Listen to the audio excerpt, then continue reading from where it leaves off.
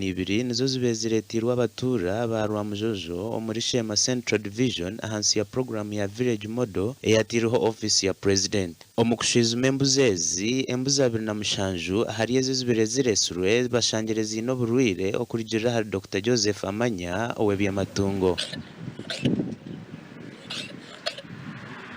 Kugira ngo zibezirwire munonga nzikora zinebihinzi bingi zine mango. Joan Kakwenzire ari kura program eji omu office ya President abiratariho ekiretire RDC wa Shema yazibabingisa. Uresire zimbuzi akazihazi akazireta Shema kandi zirwiri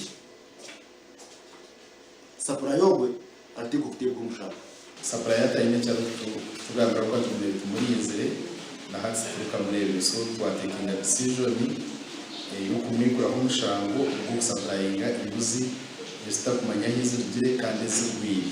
Abebembezi n'abatura omucyangeki bajumirira barukujumisa izina rya government abo kwizura mu izina ryo kubiho mu boro. Tubita kwicereza ngo ebintu bibaresere farmers bafero tubene twenda toronde tukore enchereza tuyicherezane aragurre mbuzi azitomwa isolation azaragurre kuzarakere tuzihe ba farmers ababe batorine kuzitwara.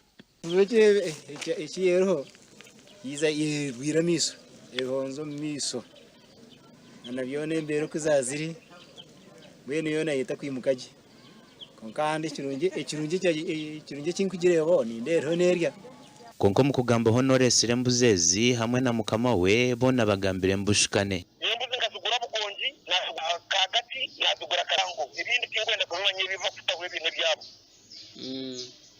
imbuzi zugura muri Shema kandi ni n'amabara gashima imwe nkazugurijo kagango mfikomera imbuzi zihurire imbuzi ryenuwini okuye imbuzi zirihire ayigure kuzitambuza kuzimu different areas na no kuzipacara motoka kirisire imbuzi zo zaraha kuko atari imbuzi rwiri.